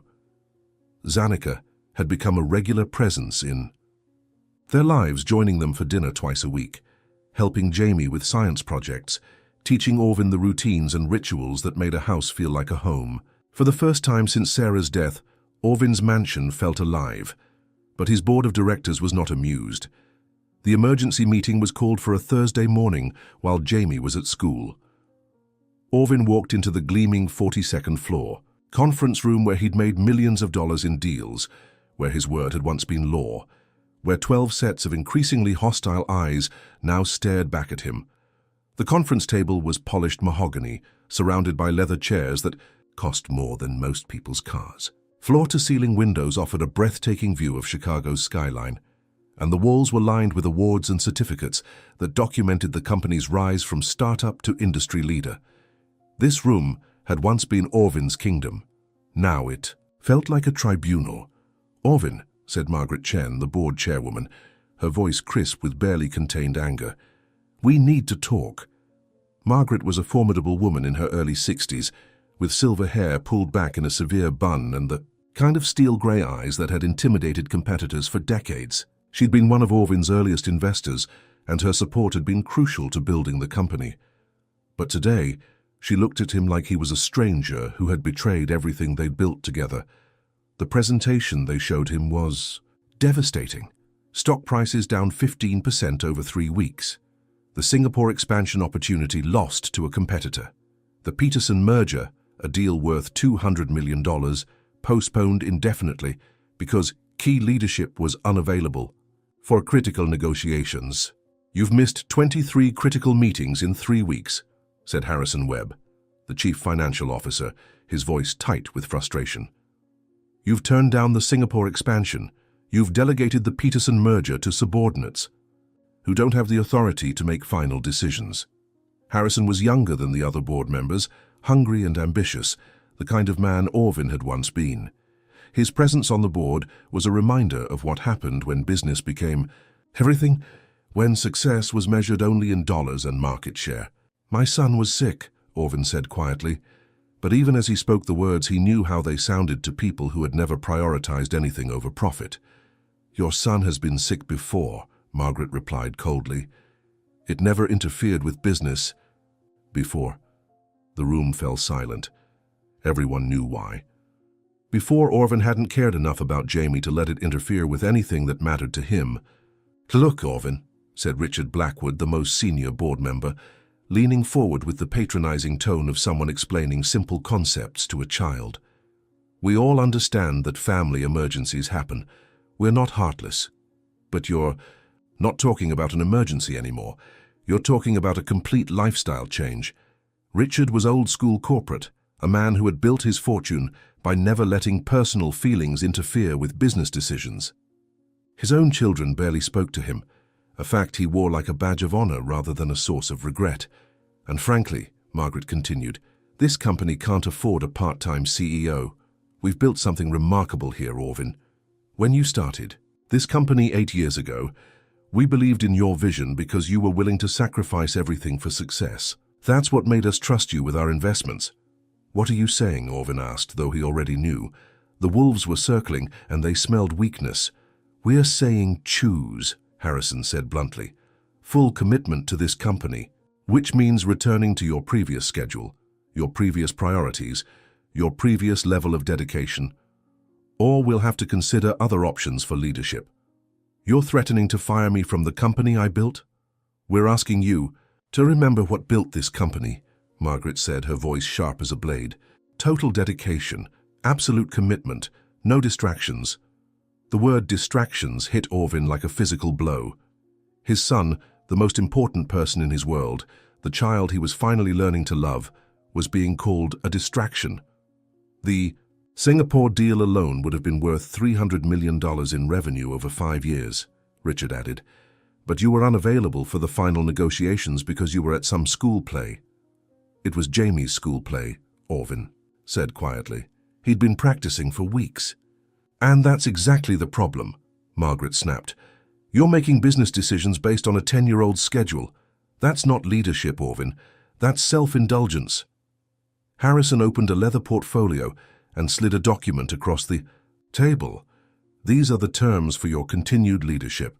Full-time commitment, minimum 60 hours per week in the office, availability for travel on 48 hours notice, and a return to the decision-making protocols that made this company successful." Orvin stared at the contract without picking it up. 60 hours per week meant missing dinner with Jamie every night. Travel on short notice meant missing school plays and parent-teacher conferences and bedtime stories. It meant returning to be the life that had made him rich and left his son orphaned by a living father. "I need time to think," Orvin said. "You have 48 hours," Margaret replied. "Full commitment to the success that built this empire, or we'll call a vote of no confidence. And Orvin, don't mistake our friendship for weakness. Business is business." As the board members filed out of the conference room, their expensive shoes clicking on marble floors, Orvin remained seated at the table, staring out at the Chicago skyline. From this height, the city looked like a collection of toys, orderly and manageable. But 42 floors below, real life was happening. Children were walking home from school, families were gathering for dinner, fathers were learning that love mattered more than leverage. His phone buzzed with a text from Jamie's school. "Jamie has been telling everyone that his dad is coming to the science fair tomorrow afternoon. He's so excited to show you his volcano project.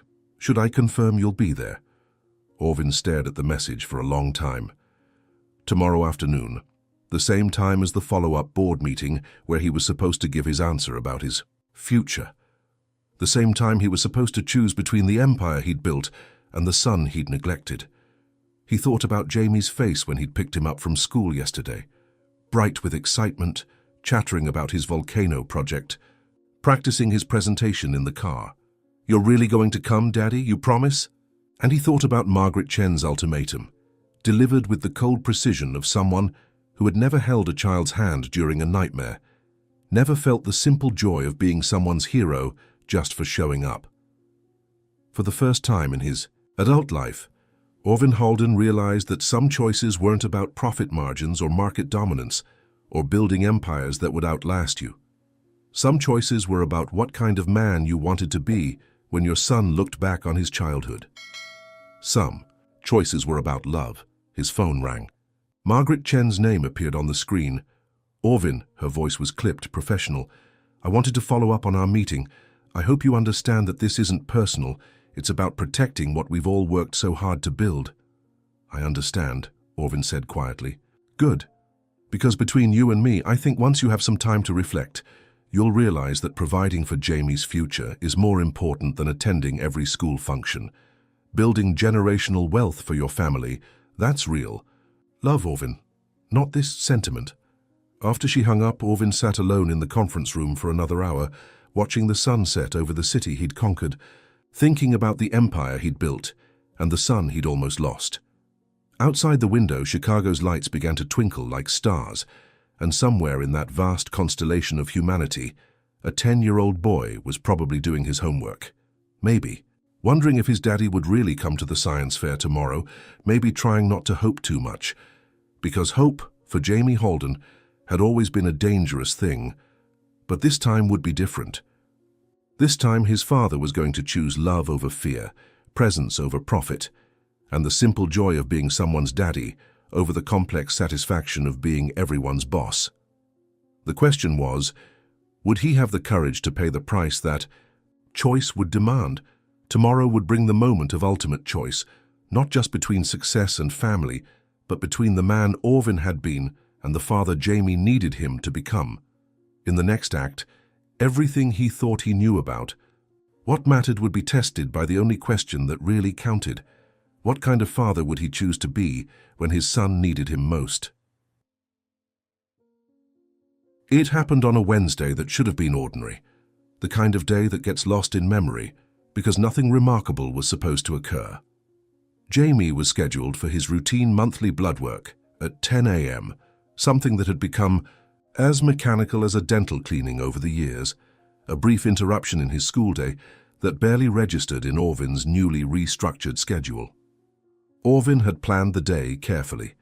Take Jamie to the hospital, wait during the procedure, maybe grab lunch together afterward, then return to the office for the afternoon board meeting that would determine his future with the company. It was supposed to be a perfect balance, present for his son, responsible to his business obligations, but nothing about that Wednesday would be ordinary.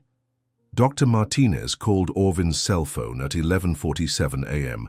while Orvin was sitting in the hospital cafeteria, drinking coffee and reviewing contract proposals on his laptop. The urgency in the doctor's voice immediately triggered every parental fear Orvin had ever suppressed. "Mr. Holden, I need you to come to my office immediately. Jamie's blood work shows some irregularities we've never seen before." The words hit Orvin like ice water. What kind of irregularities?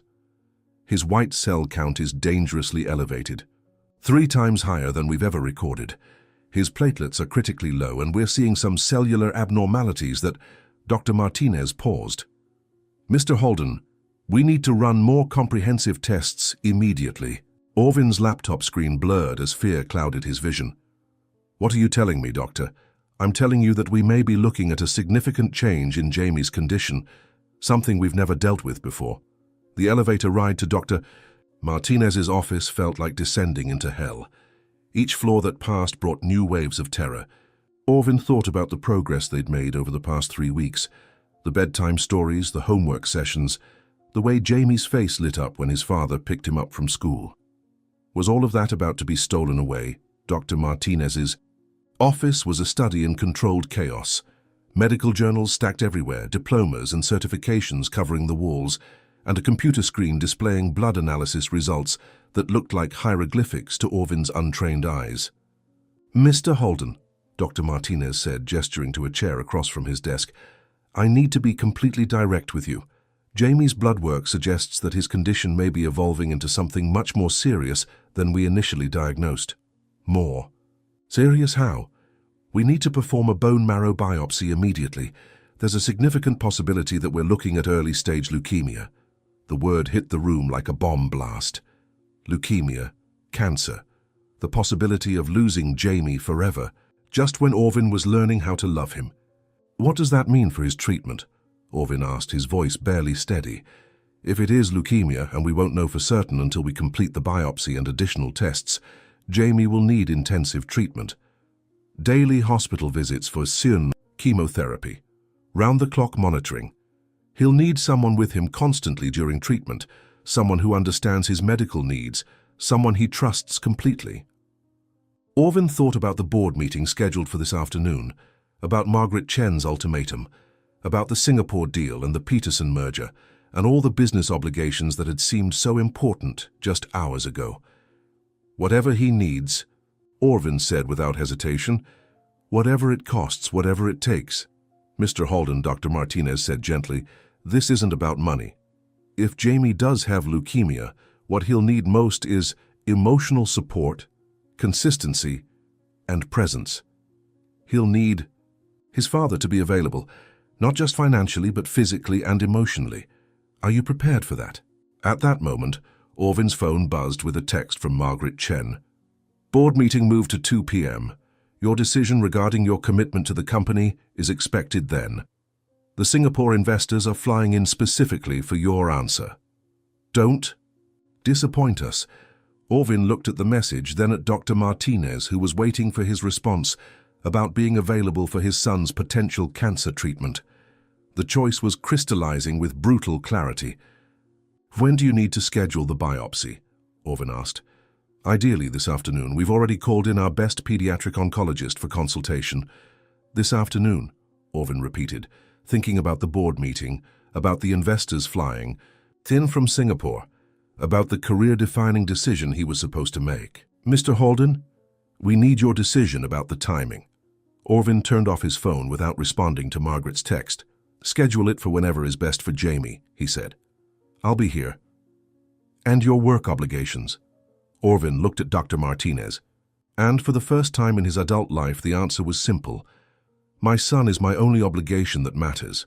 As they walked toward Jamie's room to explain the situation, Orvin felt something he'd never experienced before. Absolute clarity about his priorities. The business empire, the board meetings, the Singapore deal. All of it suddenly seemed as insubstantial as smoke compared to the solid reality of his son's need for him. But the hardest part was still ahead. Telling Jamie that the medical journey they thought was manageable might be about to become a fight for his life. The pediatric oncology ward at St. Mary's Hospital was different from the general pediatric floor where Jamie usually received treatment. The walls were painted in softer colors, gentle blues and greens designed to be calming rather than cheerful. The lighting was warmer, the sounds more muted, as if the entire floor acknowledged that the children here were fighting battles that required every ounce of their strength. Jamie's room for the overnight observation was larger than his usual. Accommodations, with space for family members to stay comfortably.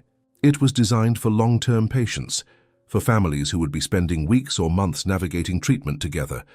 The bone marrow biopsy was scheduled for the next morning, which meant Jamie had to stay overnight for preparation and monitoring.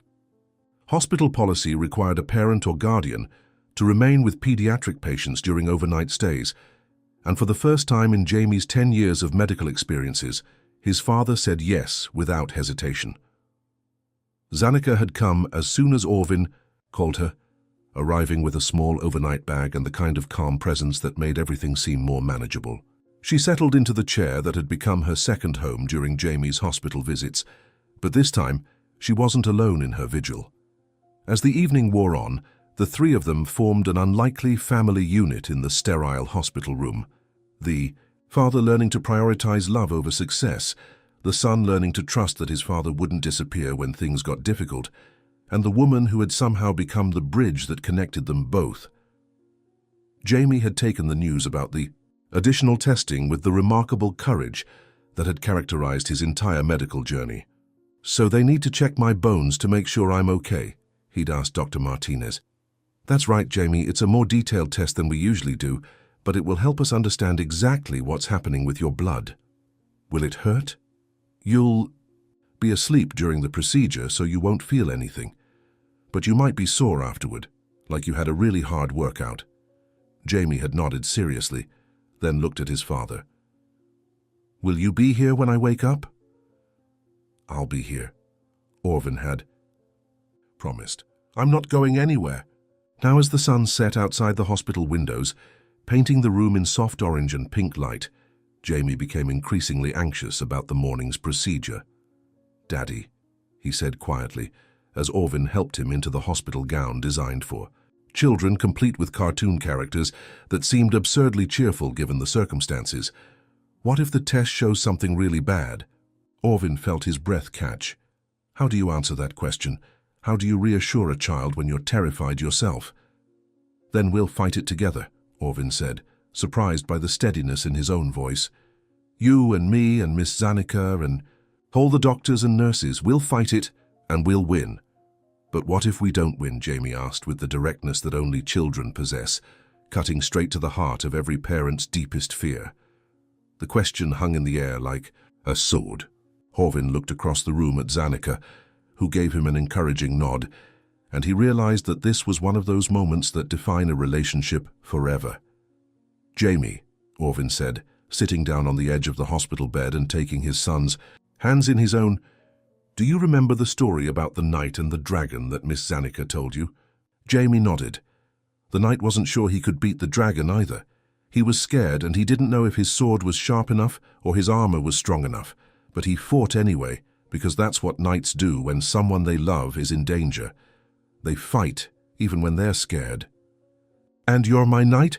"I'm your knight, buddy. And Miss Zanika is your knight too, and all the doctors and nurses. We're all knights in your army." Jamie smiled, but his eyes remained serious. "Even if it means missing work? Even if the people at your company get mad?" The innocent question pierced straight through to Orvin's soul. Even now, even facing the possibility of a cancer diagnosis, Jamie's primary concern was whether Daddy would choose work over him. "Jamie," Orvin said, his voice thick with emotion, "work will never be more important than you, never again, I promise you that." "What about your meetings? The people who need you at the office?" Orvin thought about the board meeting he'd missed.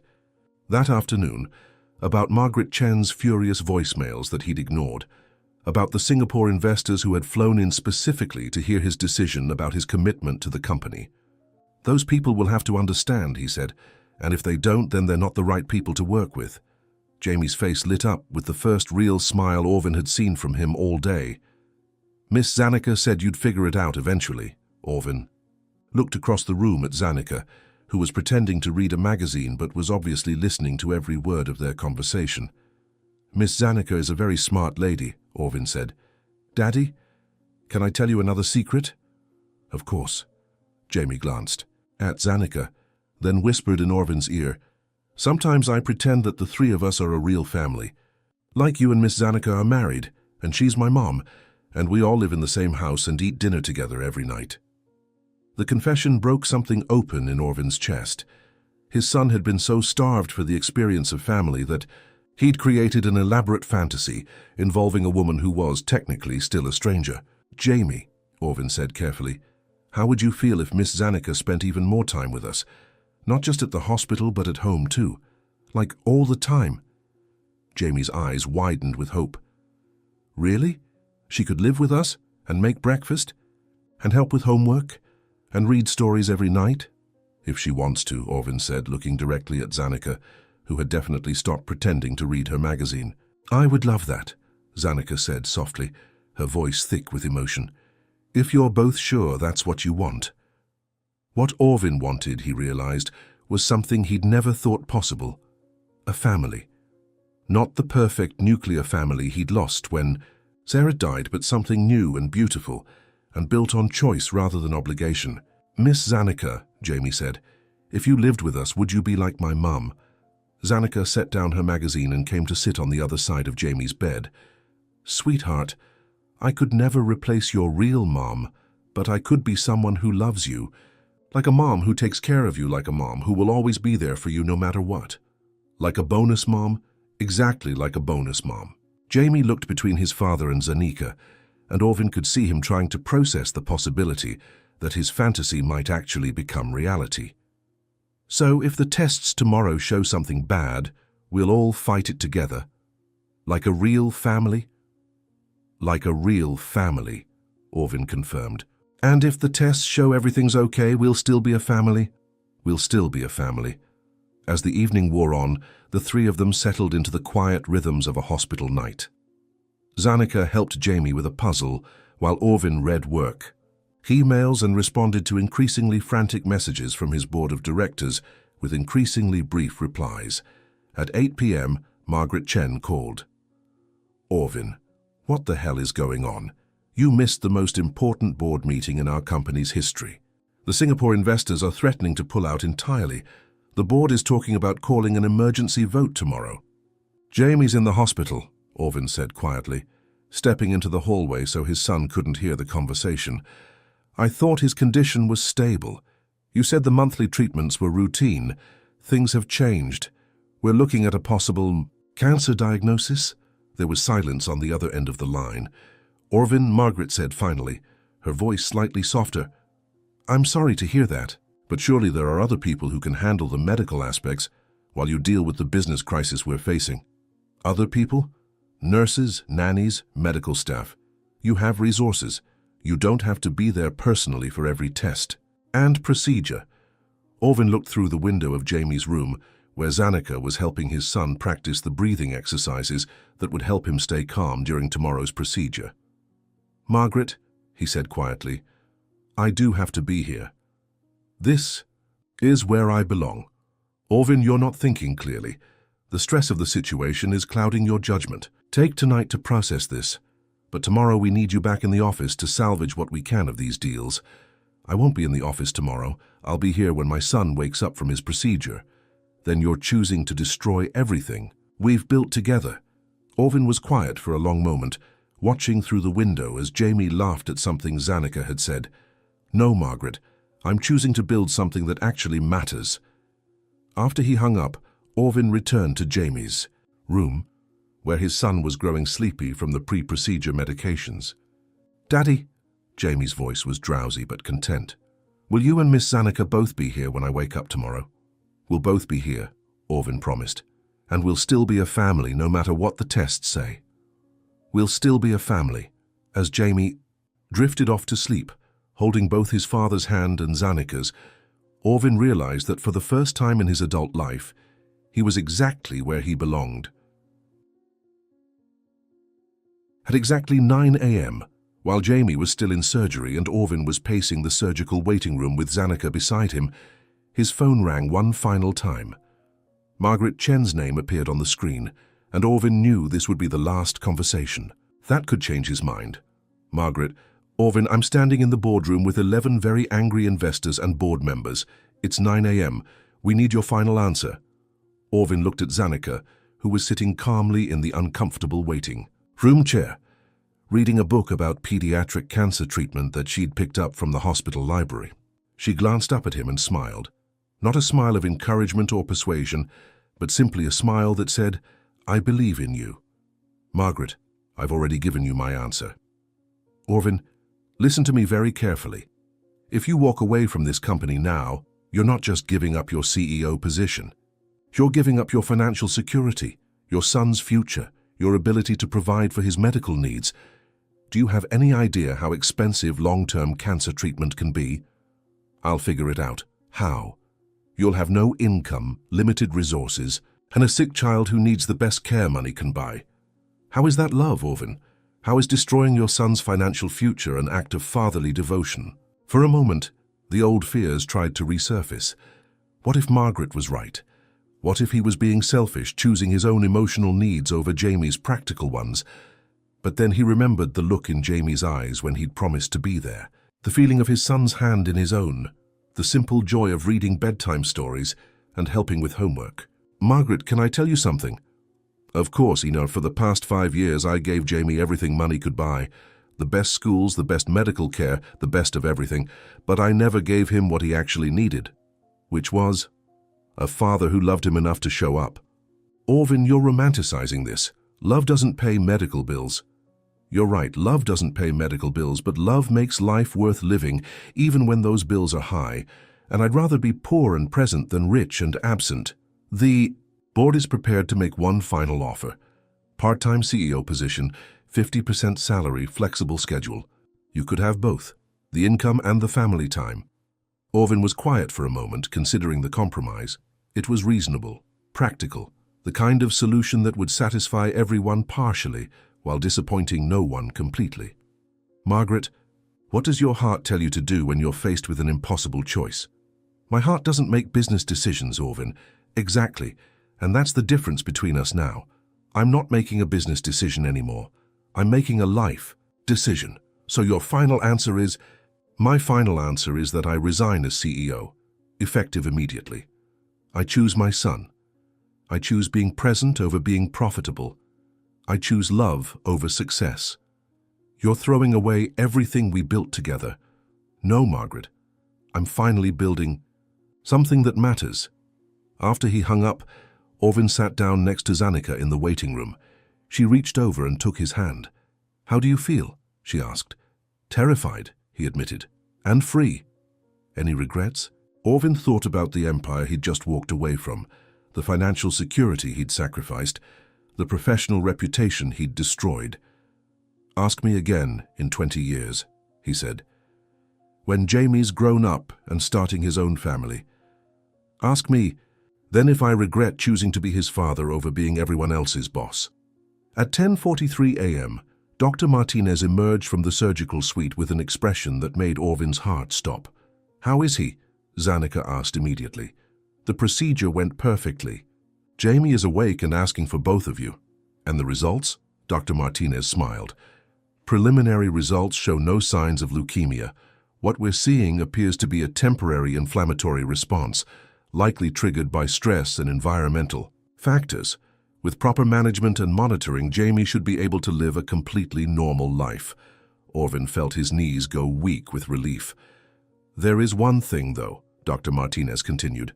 Jamie will need consistent medical monitoring for the next several years, regular appointments, blood work, and immediate access to care if his symptoms change. He'll need someone who can be available on short notice. He'll have that, Orvin said without hesitation.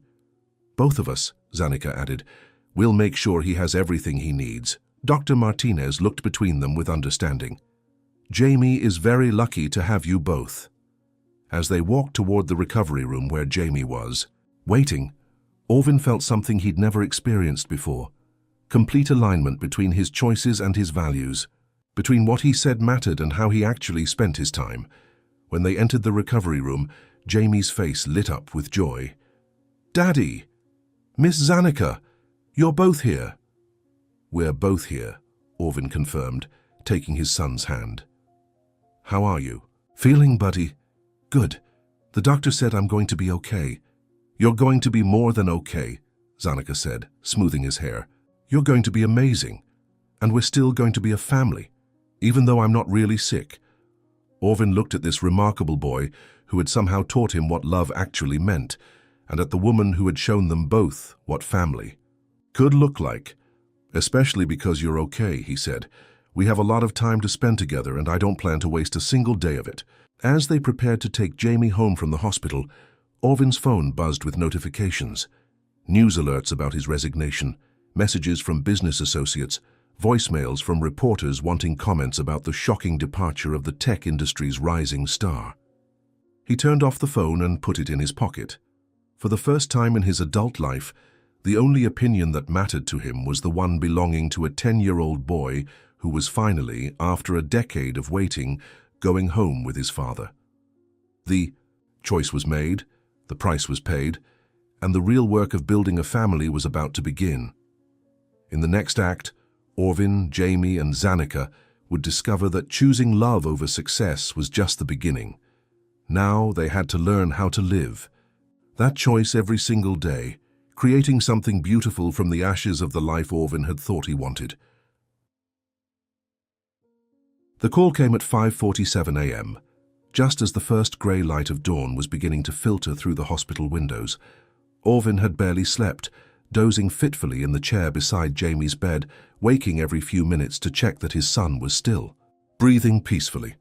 The caller ID showed Richard Blackwood's name, and Orvin knew immediately that this conversation would determine not just his professional future, but the kind of man he would be for the rest of his life. Orvin? Richard's voice was crisp with authority and cold with disappointment. I'm Calling to inform you that the board has voted. Emergency session, 6 a.m. Orvin stepped into the hallway, closing Jamie's door softly behind him. The pediatric ward was quiet at this hour, with only the soft sounds of medical equipment and the distant murmur of night shift nurses completing their rounds. What kind of vote, Richard? Motion of no confidence. It passed 8-4.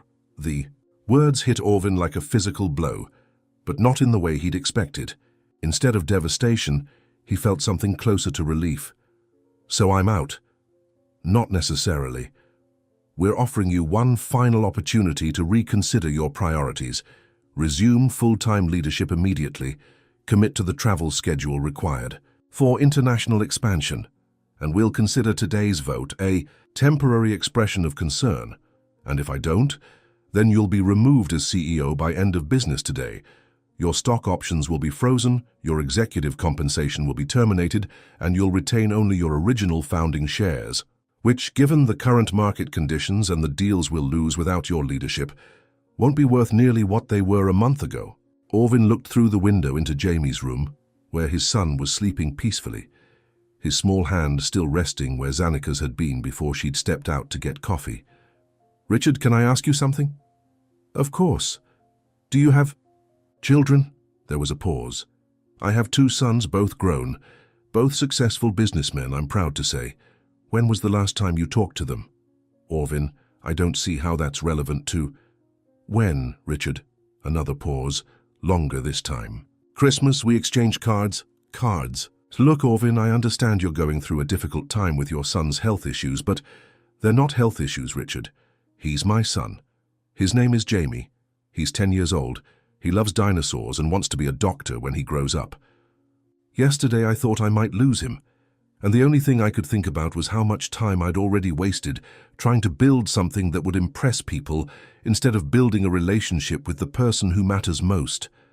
Orvin, you're being emotional. You're not thinking like a businessman. You're right, I'm thinking like a father. And where has that gotten you?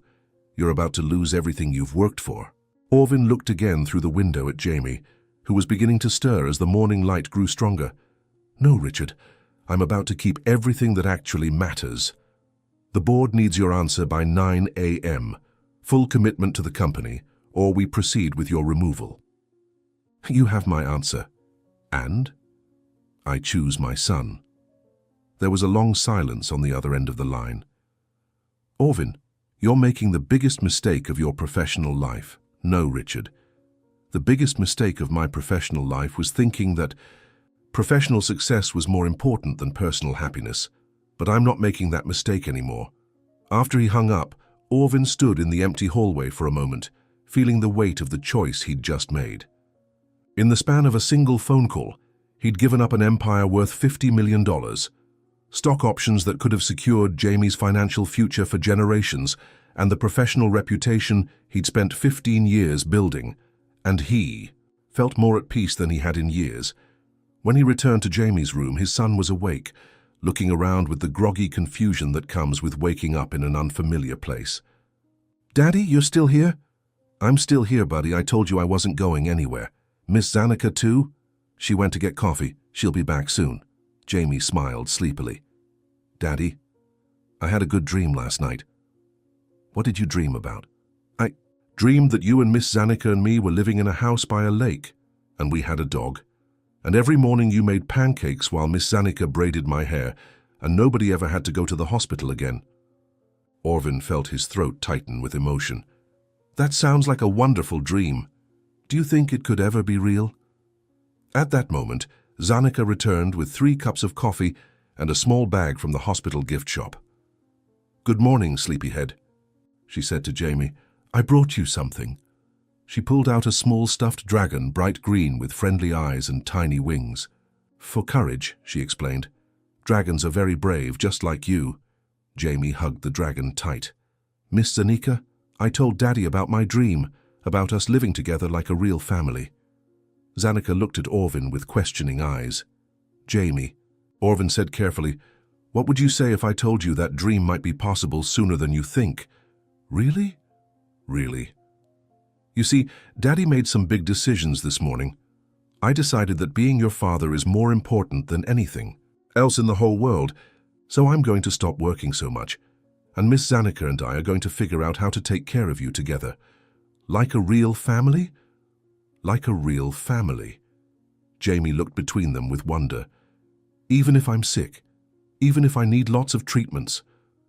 Especially. Then, Zanika said firmly, that's when families are most important. At 7:30 a.m., Dr. Martinez arrived to prepare Jamie for the bone marrow biopsy. How are we feeling this morning, Jamie? Good, Jamie said, clutching his dragon. My daddy and Miss Zanika are going to be here when I wake up, and we're going to be a real family. Dr. Martinez looked at Orvin with raised eyebrows. Life changes, Orvin said simply. Indeed it does, Dr. Martinez agreed. Well, Jamie, let's get you ready for your procedure. Your family will be waiting right here when you wake up. As the nurses prepared to take Jamie to the surgical suite, he looked up at Orvin with absolute trust.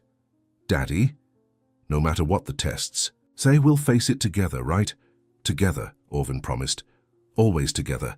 And as they wheeled Jamie away for the procedure that would determine his medical future, Orvin realized that he'd already made the choice that would determine everything else.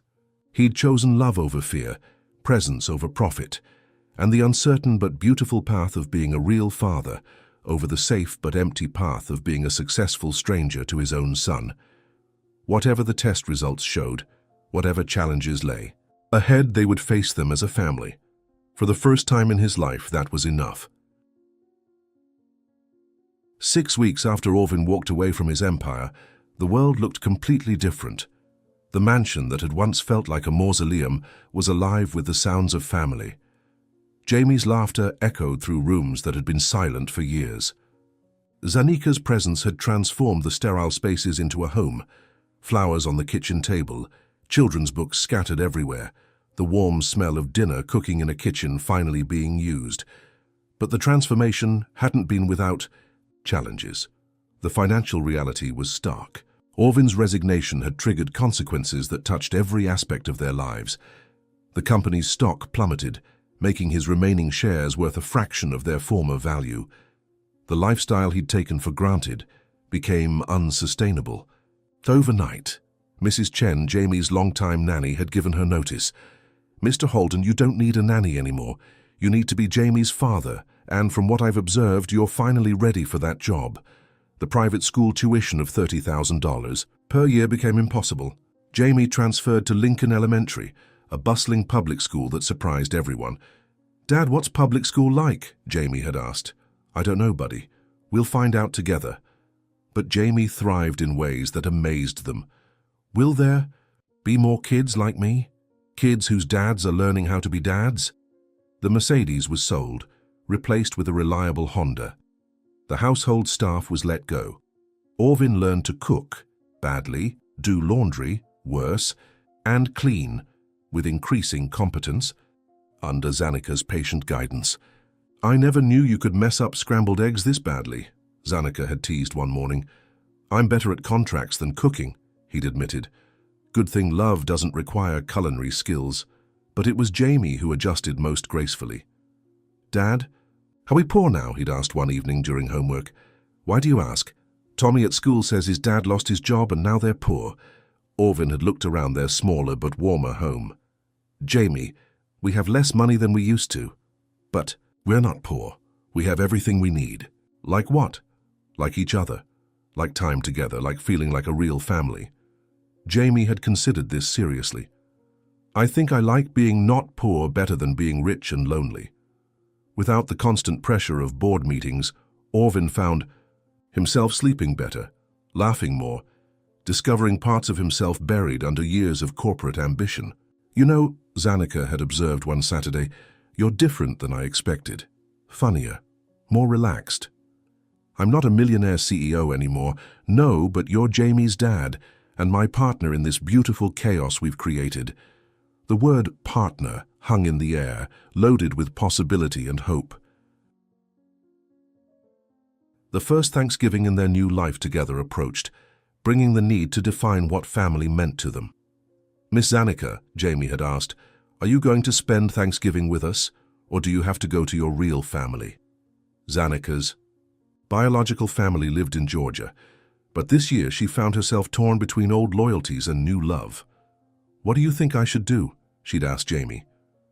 "I think families are the people who take care of each other," Jamie had said with simple wisdom. "And you take care of me and Dad, and we take care of you. So I think we're your real family now too." Orvin made a surprising decision. "What if we invited your family here for Thanksgiving? I'd like to meet the people who raised such an extraordinary woman." Zanika's parents, Robert and Gloria Rhodes, drove up from Atlanta with protective concern. They'd heard about their daughter's involvement with a wealthy businessman and his son. "So you're the man who stole our daughter's heart," Robert had said. "Actually, I think your daughter stole ours. We're just grateful she decided to keep us." Gloria had been more direct. "You gave up your business to take care of your son, that true?" "Yes, Mum." She'd turned to Jamie. "Young man, what do you think of all this?" Jamie had looked serious. "I think God knew I needed two parents, so he sent Miss Zanika to help Dad figure out how to love me right." Gloria's eyes had filled with tears. "Well, I guess that settles it. Any man who can inspire that kind of love from his child must be doing something right." The Thanksgiving dinner was unlike anything Orvin had ever experienced. Abundance measured in laughter rather than luxury. Robert regaled them with stories of Zanika's childhood. "She was always drawn to healing. Even as a little girl, she couldn't stand to see anyone in pain. That explains why she was so determined to help Jamie," Orvin had said. "Oh no," Robert had corrected. "She wasn't just helping Jamie, she was helping you too. Zanika's always been able to see when people's hearts needed healing." Later that evening, after her parents had gone to their hotel, Orvin had asked Zanika the important question, "Are you happy? Really happy? Because if you're sacrificing too much for us, I need to know." Zanika had considered seriously. "Orvin, for 35 years I dreamed of having a family of my own. I thought that dream was impossible after my injury. But what we've built together, this isn't a compromise. This is better than anything I ever imagined. Even though it's complicated, especially because it's complicated. Easy love isn't usually deep love. What we have required choice, commitment, and courage from all of us. That makes it precious." Jamie had appeared sleepily. "Are you guys talking about important stuff?" "Very important stuff," Orvin had confirmed. "Can I be part of the important conversation?" "Always," Zanika had said, making room for him between them. "What were you talking about?" "About how grateful we are to be a family," Orvin had said. Jamie had snuggled between them. "I'm grateful too. I'm grateful that Dad learned how to be a dad, and I'm grateful that Miss Zanika learned how to be like a mom, and I'm grateful that we all learned how to be a family together." "What do you think makes us a real family?" Zanika had asked. Jamie had thought seriously. "I think it's because we all choose each other every day. Like, Dad could have stayed at work, but he chose to come home to us. And Miss Zanika could have stayed at her old job, but she chose to take care of us. And I could have stayed sad about not having a regular family, but I chose to be happy about having you guys." Later that night on the porch under the stars, Zanika had made her confession. "Orvin, I need to tell you something. I love you, not just as Jamie's father, but as a man, as the person you've become." "I love you too," Orvin had replied. "I didn't think I was capable of loving anyone again after Sarah died. But you've taught me that the heart expands to hold whatever we're brave enough to invite in. So what does that mean for us? It means that when you're ready, I'd like to ask you to marry me. Not because Jamie needs a mother, but because I want to spend the rest of my life building this beautiful, complicated, chosen family with you." Zanika had smiled in the darkness. "When I'm ready, I'd like to say yes." Their unusual family was becoming part of something larger. Orvin's consulting work with Chicago General Hospital had evolved into speaking at support groups for families with pediatric illnesses. "My name is Orvin Holden," he'd say, "and I spent the first 10 years of my son's life being a successful businessman and a failure as a father." The conversations with exhausted parents had continued for hours, sharing struggles and victories. By the end, Orvin realized his journey wasn't just personal healing. It was a story that could help other families avoid his mistakes. These connections had led to other opportunities, speaking at schools about work-life balance, helping other fathers find their way back to their children, The most meaningful connection came through Jamie. "Dad, there's a new kid in my class named Marcus. His dad travels a lot for business. Marcus seems really sad, like I used to be." This led to coffee with Marcus's father, David Chen, facing similar struggles between career and family. "What's the most important business deal you've ever closed?" Orvin had asked. "The Peterson contract, 20 million in revenue." "How did it feel?" "Amazing, like I'd finally made it." "How long did that feeling last?" "A few weeks, maybe a month." "What's the best day you've ever had with Marcus?" David's expression had softened. "Last summer we went fishing. He caught his first base, and when he looked at me with that huge smile, I felt like the most successful man in the world." "How long did that feeling last?" "It's still lasting. I think about that day all the time." That's the difference between business success and life success. Business victories fade, love victories compound. 6 months later, David called with an update. "Marcus and I are closer than we've ever been. And you know what? My work performance has actually improved. When you're happier at home, you bring better energy to everything." These connections had given Orvin a sense of purpose deeper than business success had ever provided. "You know what I think?" Zanika had said one evening. "Your real calling wasn't building a company, it was building connections. You're helping other parents discover what you discovered. That love is the most important work any of us ever do." That night, Jamie had surprised him with an observation. "Dad, Tommy's dad got a promotion, and Tommy thought that meant his dad would spend more time with him. But it turns out his dad has to work even more now. But I told him that when you got important, you started spending more time with me, not less." As Orvin closed Jamie's door, he realized their family's healing had created ripples extending far beyond their household. By choosing love over success, he'd become part of a movement helping other families make similar choices. For the first time in his life, Orvin Holden felt like a success in the ways that actually counted. The foundation of their new life was solid, built on love and daily commitment to each other. But the most beautiful chapter was yet to come. The moment when their chosen family would be blessed by the community that had watched their transformation with wonder and hope. Spring arrived early in Chicago that year, bringing renewal that seemed to touch everything in their world. Jamie's health had remained stable for 8 months. Normal blood work, energy levels of any active 11-year-old. The fear that once dominated their lives had been replaced by the simple joy of ordinary days. Soccer practice, homework battles, weekend adventures. It was during a Tuesday evening, helping Jamie with a school project about family trees, that Orvin realized their extraordinary journey was ready for its next chapter. "Dad," Jamie had said, carefully drawing branches on his poster, "I'm confused about something." "What's that, buddy?" "All the other kids have married parents on their family trees, but you and Miss Zanika aren't married. Does that mean we're not a real family?" The question hit Orvin like a gentle wake-up call. In the year since they'd begun building their life together, he and Zanika had fallen into the rhythms of marriage without the official commitment. "Jamie, what makes a family real isn't a piece of paper or a ceremony. It's people who love each other and choose to stick together." "I know that," Jamie had replied with wisdom. "But wouldn't it be nice if the whole world knew we belonged to each other?"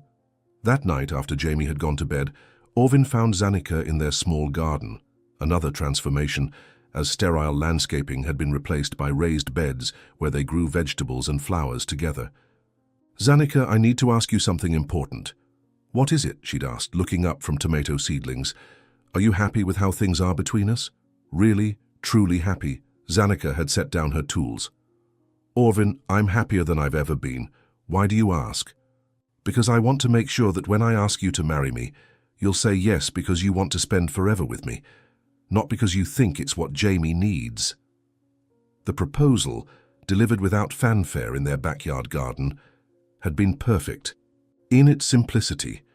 "Yes," Zanika had said, eyes filling with tears. "Yes, I want to marry you. Not for Jamie, not for appearances, but because I love you, and I want the whole world to know that we chose each other." They'd planned a small ceremony, but word had spread through their community. Jamie's school, the hospital, support groups. What was planned as 20 people had grown much larger. "Mr. Holden, Principal Roberts had called. "Would you mind if some of our families attended? The children have been so excited about Jamie's family becoming official." Dr. Williams from the hospital made a similar request. "Several families from your support group have asked if they could be part of your celebration. Your story has meant so much to them." What emerged was a celebration reflecting the ripple effects of their love story. The ceremony in their backyard garden was attended by more than 100 people, families they'd helped, medical staff who had cared for them, teachers who had watched Jamie flourish. "Dearly beloved," the minister had begun, "we are gathered here not just to witness the marriage of Orvin and Zanika, but to celebrate the power of love to heal families, transform lives, and build communities." Jamie served as both ring-bearer and best man. When asked for the rings, Jamie stepped forward with a prepared speech. "Dad and Miss Zanika, thank you for teaching me that families aren't just born, they're made by people who love each other enough to keep choosing each other every day. Thank you for showing me that love is brave, and that the best things in life are worth waiting for." There wasn't a dry eye in the garden. When they exchanged vows, they spoke words reflecting their unique journey. "Zanika," Orvin had said, "you taught me that love isn't something to fear, but something to celebrate. You showed me how to be a father, how to be a partner, how to be a man worthy of the family we've built together. I promise to choose you and Jamie every day for the rest of my life." "Orvin," Zanika had replied, "you gave me the family I'd always dreamed of and the chance to love without limits. You showed me that the best kinds of love are the ones we build together, choice by choice, day by day. I promise to be your partner in this beautiful chaos we call family." The reception was a community celebration, unlike any they'd experienced. Families shared stories of how their example had influenced their own relationships. "This isn't just a wedding," Gloria Rhodes had observed. "This is a gathering of people who've been changed by watching what love can do." The most meaningful moment came during the father-son dance, when Jamie asked a question showing how completely their family had healed. "Dad, do you ever miss your old life? Being the boss of everything and having lots of money?" Orvin looked around the garden at faces touched by their story, at Zanika dancing with her father, at the community formed around their choice to prioritize love over success. "Jamie, I've never been richer than I am right now."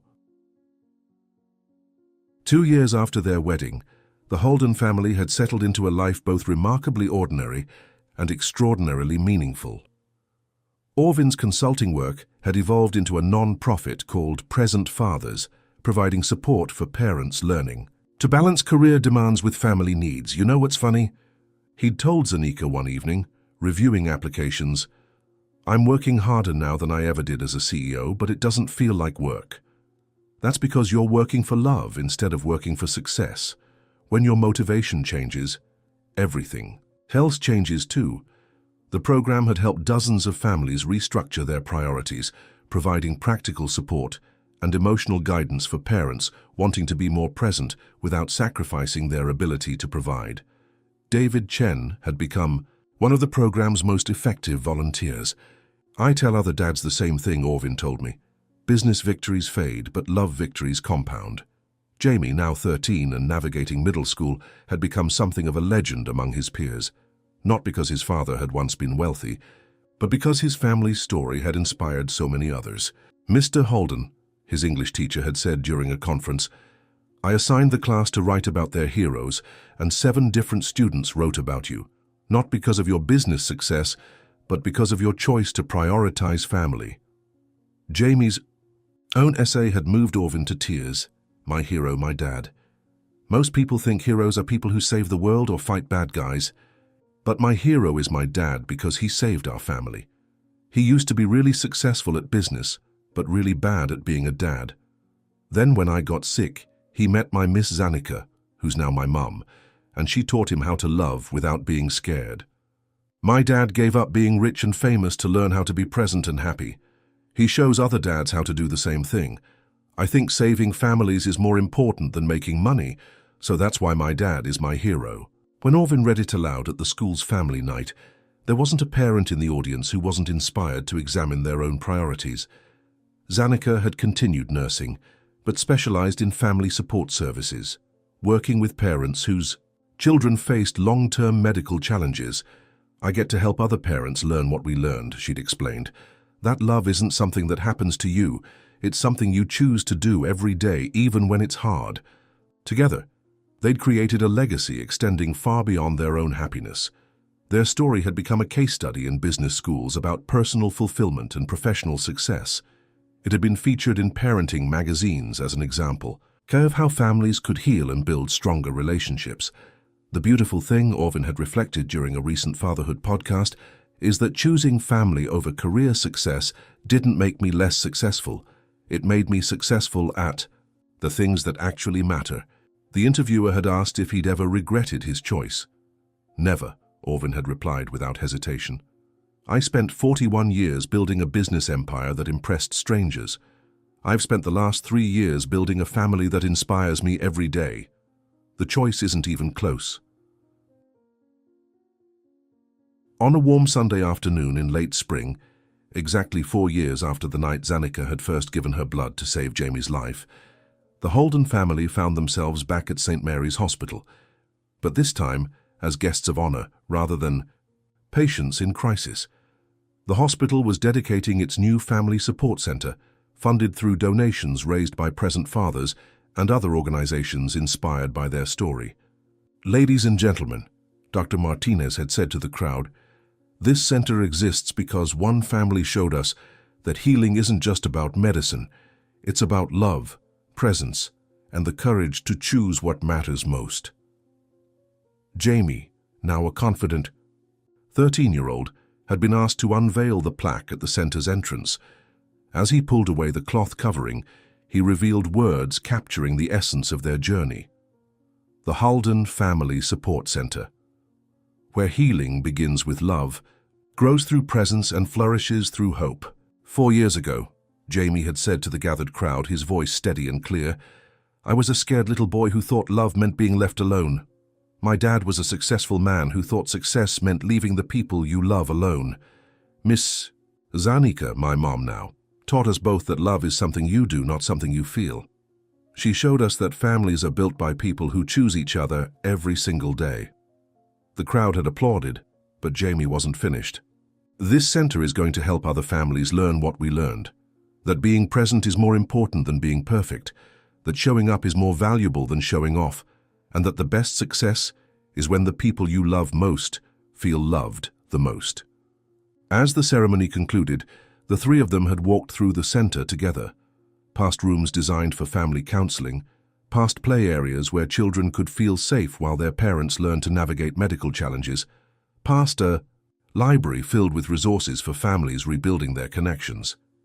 In the center's main gathering room, there was a wall covered with photos and quotes from families who had been helped by programs inspired by their story. At the center of the wall was a simple plaque with words that had become their family motto. Sometimes it takes a stranger's kindness to remind a father of his purpose. Sometimes it takes a child's courage to teach adults about love. Sometimes it takes losing everything to discover what actually matters. As they stood together in that room, Orvin reflected on the journey that had brought them here. 4 years ago, he'd been a millionaire who was poor in all the ways that mattered. Today, he was a man of modest means who was rich beyond measure. You know what I realized, he said to Zanika and Jamie as they prepared to leave the hospital that had been such an important part of their story. What's that? Zanika asked. I used to think success was about building something that would last forever, but I was building the wrong thing. A business empire can crumble in a market crash. But a family built on love, that legacy lives on in every life it touches, in every heart it changes, in every other family that learns to choose love over fear. Jamie had taken both their hands as they walked toward the parking lot. So we really did build something that will last forever. Forever and beyond, Orvin had confirmed. As they drove home through the Chicago streets past the towering buildings where Orvin had once pursued empty victories, toward the modest house where they'd learned to create meaningful ones, the radio played softly in the background.